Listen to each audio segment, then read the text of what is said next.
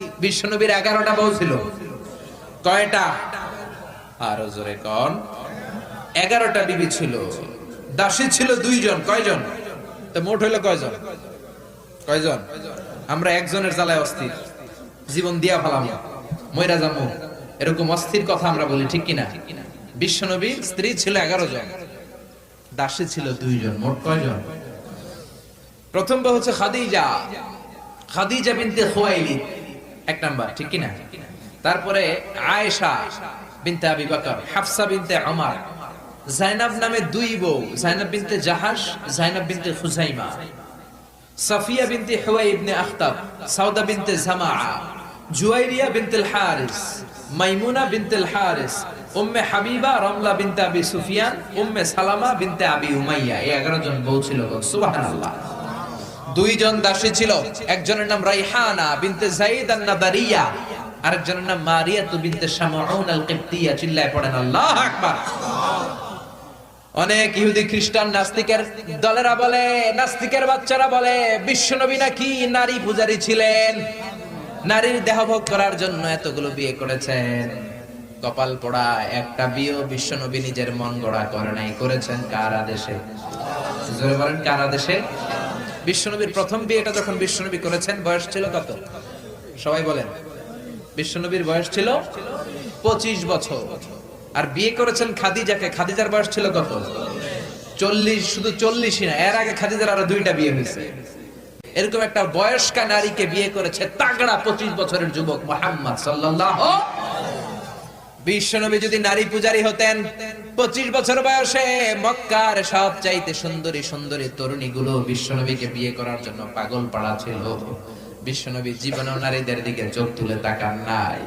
রব্বুল আলামিনের আদেশে তার অন্তরে ইলহাম হয়েছে, খাদিজাকে তিনি প্রথম বিয়ে করলেন। 25 বছরের তাগড়া যুবক বিয়ে করলেন, 2 বার তালাক খাওয়া, অনেকগুলো সন্তানওয়ালা একজন মহিলা, প্রৌঢ়া নারী খাদিজাকে। সুবহানাল্লাহ। 4টা কারণে বিশ্বনবীর এতগুলো বিয়ে হয়েছে। কয়টা?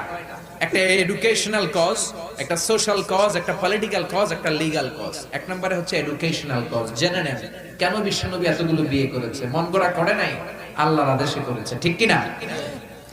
1 নম্বরে এডুকেশনাল কজ। নারীদের বিভিন্ন গোপন মাসালা বিশ্বনবীর কাছে এসে মহিলা সাহাবারা জিজ্ঞেস করতে পারতো না লজ্জার কারণে। এজন্য আল্লাহ বললেন, ও নবী, বেশি বেশি বিয়ে করেন, আপনার বউয়ের সংখ্যা হবে 13 জন। মদিনার সব মহিলা সাহাবীগুলা এসে আপনার বিবিদের কাছ থেকে মাসালা শিখে যাবে। লজ্জাকর মাসালাগুলো নবী আপনার কাছে এসে জিজ্ঞেস করা দরকার নাই, আপনার বিবিদেরকে আপনি শিখাবেন, আর বিবির কাছে এসে এসে মদিনার মহিলা সাহাবারা শিখে ইসলাম প্রচার করবে। চিল্লায় কোন আল্লাহু আকবার। এটা হচ্ছে 1 নাম্বার কারণ এতগুলো ওয়াইফ হওয়া। 2 নাম্বার কারণ হচ্ছে সোশ্যাল কারণ। আমার নবী সামাজিক ছিলেন।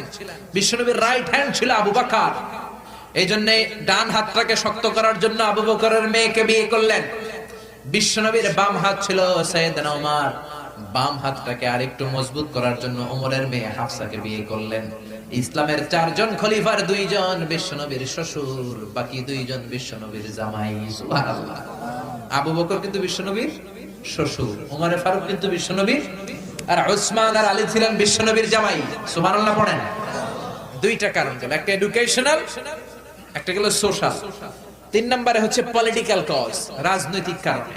বিশ্বনবী ইহুদিদের দুর্গ খায়বারে আক্রমণ করেছেন। আল্লাহু আকবার। খারিবাত খায়বার, খায়বার ভেঙে চুড়ে মেসাকার করে দিয়ে ইহুদিদের সাথে যুদ্ধে বিশ্বনবী বিজয় লাভ করে ফেললেন। ইহুদিদের সর্দার হুয়াই ইবনে আখতাব হ্যান্ডকাফ করে বিশ্বনবীর সামনে এসে দাঁড়িয়েছে। বিশ্বনবী ছিলেন দয়ার নবী, মায়ার নবী। সাহাবারা বললেন, ও নবী, হুয়াই ইবনে আখতাবের একজন কন্যা আছে, বিধবা। বিশ্বনবী মনে মনে ভাবলেন, শত্রুর এই মেয়েটাকে যদি বিয়ে করি, শত্রুর দল হয়ে যাবে আমার শ্বশুর বাড়ি। সুবহানাল্লাহ। ইহুদিদের বিশাল এই গোত্র, এই মেয়েটার আমি বিয়ে করলে এই দুর্গের লোকেরা হবে আমার শ্বশুর বাড়ি। বিশ্বনবী প্রস্তাব দিলেন, তুমি আমার সাথে বিয়েতে রাজি আছো কিনা? সাফিয়া নামক ওই মহিলা রাজি হয়ে গেলেন। বিশ্বনবী বিয়ে করলেন। ইহুদিরা কয়, হায় হায়, এতদিন মুহাম্মাদের সাথে মারামারি করতাম, এখন মুহাম্মদ হইছে আমগো বেয়াই। কি হইছে?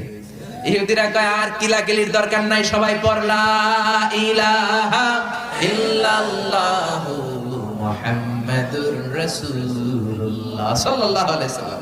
এই পলিটিক্যাল কারণে আর একটা বিয়ে বাড়ছে। এই সাফিয়াকে বিয়ে করেছে পলিটিক্যাল কারণে। এরপর বনি মুস্তালিকের যে সরদার, তার মেয়েকে বিশ্বনবী বিয়ে করেছেন পলিটিক্যাল কারণে। চারটা কারণের তিনটা বললাম, আরেকটা হচ্ছে লিগ্যাল কজ, আইন শিখানোর জন্য, ইসলামিক কোডিং এন্ড রুলিং শিখানোর জন্য, হুকুম আহকাম শিখানোর জন্য। আপনার যে পালক পুত্র, এটা কিন্তু আপনার আসল পুত্র নয়, আপনি কিন্তু পালক পুত্রের আসল বাবা নন। যে তাকে জন্ম দিয়েছে ওই জনক লোকটাই হচ্ছে তার আসল বাবা, ঠিক কিনা? বিশ্বনবী একজন পালক পুত্র পাললেন, নাম যায়েদ ইবনে হারেসা। মক্কার লোকেরা বলতে আরম্ভ করলো যায়েদ ইবনে মুহাম্মদ, মানে মুহাম্মাদের ছেলে যায়েদ। আসলে কি যায়েদ মুহাম্মাদের ছেলে? হারেসার ছেলে। এটা বোঝানোর জন্য আল্লাহ বললেন যায়েদকে বলেন তার স্ত্রীকে তালাক দিতে। তালাক হয়ে গেল, নিজের পালক পুত্রের ছেলেকে বিশ্বনবী বিয়ে করে মক্কা মদিনার লোকদের চোখের মধ্যে আঙ্গুল দিয়ে দেখাই দিলেন, দেখো পালক পুত্রের ছেলেকে বিয়ে করা যায় তালাক হওয়ার পরে, কারণ পালক পুত্র নিজের ছেলের মতো নয়। চিল্লায় বলেন ঠিক কিনা? এই জন্য বিশ্বনবীর বিয়ের সংখ্যাগুলো বাড়িয়ে দিয়েছে কে? প্রথম বিয়ে করলেন খাদিজাকে। বিশ্বনবী খাদিজারে এত ভালোবাসতেন, খাদিজা ইন্তেকালের পরে বিশ্বনবী যেই বছরটা কাটিয়েছেন, বিশ্বনবী এটার নাম দিয়েছেন আমুল হুজুন, দুঃখের বছর। যেই বছর খাদিজা ইন্তেকাল করলো ওই বছরটাকে বিশ্বনবী নাম দিয়েছেন দুঃখের বছর। বিশ্বনবী খাদিজারে এত ভালোবাসতেন, দোয়া করার সময় বিশ্বনবী চোখের পানি ছেড়ে দিয়ে আল্লাহরে বলতেন, আল্লাহ কিয়ামতের এই কঠিন দিন, যেদিন মা ছেলেরে চিনবে না, বাবা মেয়েরে চিনবে না, বন্ধু বন্ধুরে চিনবে না, পীর সাহেব মুরিদরে চিনবে না, মুরিদ পীর সাহেবরে চিনবে না, ওই কঠিন দিন আমি যেন আমার খাদিজারে ভুলে না যাই, ওই দিন যেন আমি আমার খাদিজার কথা মনে রাখি। মা আয়েশা খাদিজাকে নিয়ে খুব গায়রাত করতেন, মানে হিংসা করতেন। একদিন বললেন, ও নবী, বারবার ওই বুড়ি মহিলার কথা বলেন কেন? ওই বুড়ি তো কবে মরে গেছে, বুড়ির পরে আমাদেরকে আল্লাহ আপনার বউ বানিয়েছে, আমাদেরকে পেয়ে কি আপনি খুশি নন? ওই বুড়ির পরে সুন্দরী সুন্দরী বিবিকে আল্লাহ আপনারে দান করে নাই। বিশ্বনবী মা আয়েশার থুতনিটা ভেবে চেপে ধরলেন, কোনদিন কোন বিবির গায়ে হাত তোলে না, এই প্রথম আয়েশার থুতনিটা চেপে বললেন, আয়েশা খবরদার, খাদিজার বিরুদ্ধে কোনদিন এরকম হিংসাত্মক কথা বলবো না, খাদিজার মতো আমি একটা বউ পাই নাই। চিল্লায় বলেন আল্লাহু আকবার। এটা বলছে রাগের মাথায়, আবার অন্য সময় আয়েশারও প্রশংসা করে দিয়েছে, চিল্লায় বলেন সুবহানাল্লাহ। খাদিজা যখন ইন্তেকাল করে বিশ্বনবী গোসল করালেন, কাফন হলো, দাফন হলো, কবর দিলেন, নিজে দাঁড়িয়ে দোয়া করলেন। খাদিজাকে কবরে দেওয়ার পরে সাহাবারা ঘরে ফিরে যায়, বিশ্বনবী যায় না। আবু বকর বললেন, ও নবী চলেন ঘরে ফিরে যায়। বিশ্বনবী বললেন, আবু বকর তুমি যাও, আমি যাব না, কারণ যেই মহিলাটাকে মাত্র কবরে শোয়াই দিলাম সাধারণ কোন মহিলা না, আমার বিপদের দিনের সঙ্গিনী খাদিজা। মক্কায় যখন আমার কেউ ছিল না তখন ছিল সে, যখন আমার কেউ ছিল না তখন সাথী খাদিজা। কেউ আমার আশ্রয় দেয় নাই, অর্থ দেয় নাই, শেল্টার দেয় নাই, খাদিজা আমব্রেলার মতো, ছাতার মতো, মেঘের মতো আমাকে সব সময় ছায়া দিয়ে রেখেছে। মক্কার লোকেরা আমারে 3 বছর জেল খাটালো, ওই জেলখানার ভিতরে কেউ যায় নাই, খাদিজা গিয়েছে। আল্লাহু আকবার। 3টা বছর খাদিজা আমার সাথে জেল খেটেছে। আবু বকর পৃথিবীর কোন মহিলাকে রব্বুল আলামিন আরশের উপর থেকে সালাম দেয় নাই, একটা নারীকে শুধুমাত্র আরশের উপর থেকে আল্লাহ সালাম দিয়েছে, সেটা হলো আমার এই খাদিজা।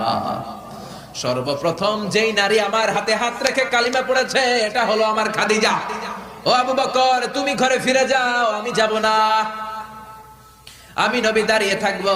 খাদিজার কবরের 3টা প্রশ্নের জবাব, মার রব্বুকা ওয়া মা দীনুকা ওয়া মান হাদার রাজুল, এই খাদিজার কবরের 3টা প্রশ্নের জবাব আমি নিজে দিয়ে তারপরে আমি ঘরে যাব রে আবু বকর।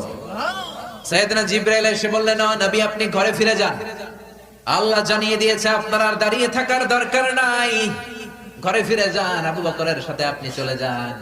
আল্লাহ জানিয়ে দিয়েছে খাদিজার কবরের 3টা প্রশ্নের জবাব আরশের উপর থেকে আল্লাহ নিজেই দিয়ে দিবে।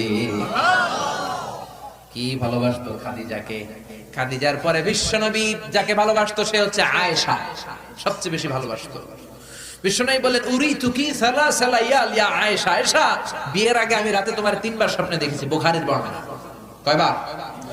এই 3বার স্বপ্নে দেখার পর তোমার চেহারাটা জান্নাতের একটা রেশমি কাপড়ে এনে জিবরাইল বলল, বিশ্বনবী দেখুন তুমি এটারে কেমন লাগে? আমি বললাম ভালো লাগে।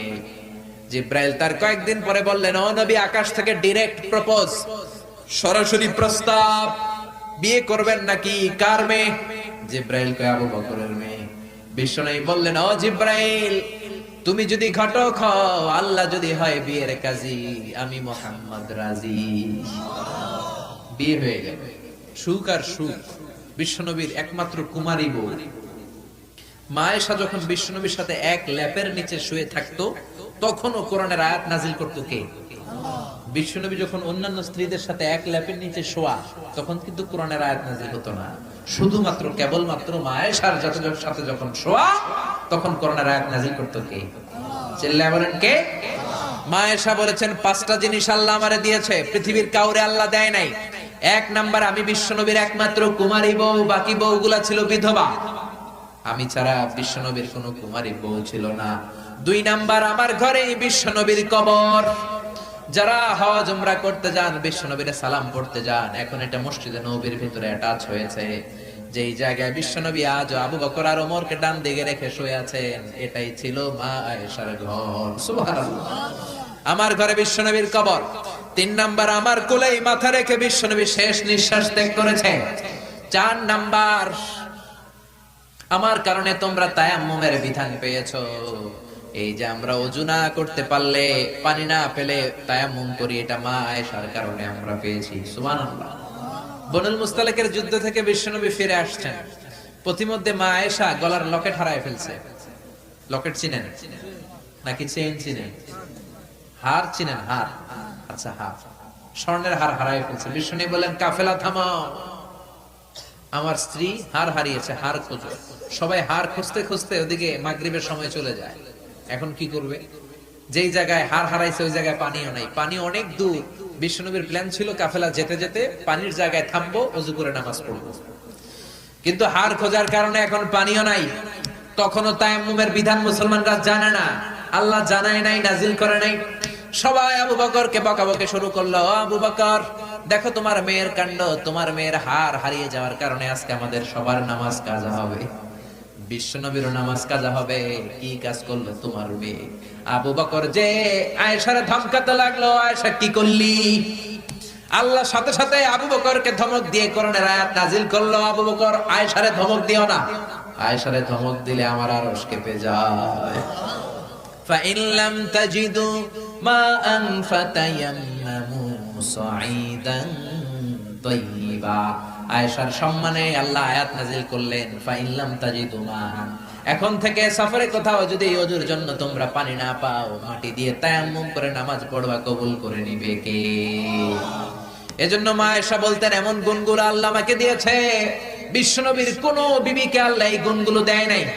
এত ভালোবাসতো বিশ্বনবী আয়েশাকে, 1 বালতি থেকে পানি নিয়ে দুইজনে গোসল করত। 1 বালতির মধ্যে পানি নিয়ে 1 মগ দিয়ে বিশ্বনবী মাথায় পানি ঢালে, আর 1 মগ দিয়ে মা আয়েশা ঢালে। গ্লাসের যেই জায়গায় ঠোঁট লাগিয়ে মা আয়েশা পানি খেত, ওই জায়গাটা খুঁজে খুঁজে বিশ্বনবী ওনার ঠোঁট লাগিয়ে পানি খেতেন। সুবহানাল্লাহর আস্তে কই, কত রোমান্টিক ছিল আমার নবী। মা আয়েশা ওটের হাড্ডি পছন্দ করত, ওটের হাড্ডি চুষে চুষে যে হাড্ডিটা মা আয়েশা রেখে দিত, ওই চোষা হাড্ডিটা নিয়ে বিশ্বনবী আবার চুষতে শুরু করে দিতে। রাতের বেলা দুষ্টামি করতেন মা আয়েশার সাথে। মা আয়েশাকে ছোট্ট বয়সে বিয়ে করেছেন, 9 বছর বয়স। মা আয়েশা তখনও পুতুল খেলা ছাড়তে পারে নাই। বিশ্বনবী নিজে পুতুল কিনে দিতেন, বলতেন আয়েশা খেলো। আয়েশার বান্ধবীরা যখন ঘরে আসতো, বুখারীর বর্ণনা, বিশ্বনবী আয়েশার বান্ধবীদের জন্য ঘরটা ছেড়ে দিতেন, চলে যেতেন বাইরে। আয়েশা তার বান্ধবীদেরকে নিয়ে খেলাধুলা শেষ করলে আবার বিশ্বনবী ঢুকতো। চিল্লায় বলেন সুবহানাল্লাহ। মা আয়েশা তীর খেলা দেখতে পছন্দ করতো। বিশ্বনবী, বুখারীর বর্ণনা, মা আয়েশাকে কাঁধে তুলে এক পর্দার এক পাশ দিয়ে ফাঁক করে বলো, আয়েশা যতক্ষণ মনে চায় তীরের খেলা দেখো। দীর্ঘক্ষণ দেখার পরে মা আয়েশার কাঁধে উঠতে পারে না। বিশ্বনবী বললেন, ও আয়েশা, মন ভরে তীর খেলা দেখা হয়েছে নাকি? আয়েশা বললেন, দেখা হয়েছে। তখন বিশ্বনবী কাঁধ থেকে তার ওয়াইফকে নামিয়েছেন। কোন সুবহানাল্লাহ। রাতের বেলা ছোট্ট একটা ঘর, বিশ্বনবী তাহাজ্জুদের নামাজে দাঁড়ালে বিশ্বনবীর সেজদার জায়গায় মা পা ছড়িয়ে শুয়ে থাকতো। বিশ্বনবী লম্বা সময় কেরাত করে, রুকু করে, সেজদা দেওয়ার জায়গা নাই, কারণ সেজদার জায়গায় মা আয়েশার পা বিছানো আছড়া নাই। বিশ্বনবী মা আয়েশার পায়ের মধ্যে চিমটে দিত, মা আয়েশা পা দুইটা গুটিয়ে নিলে বিশ্বনবী সেজদা দিত।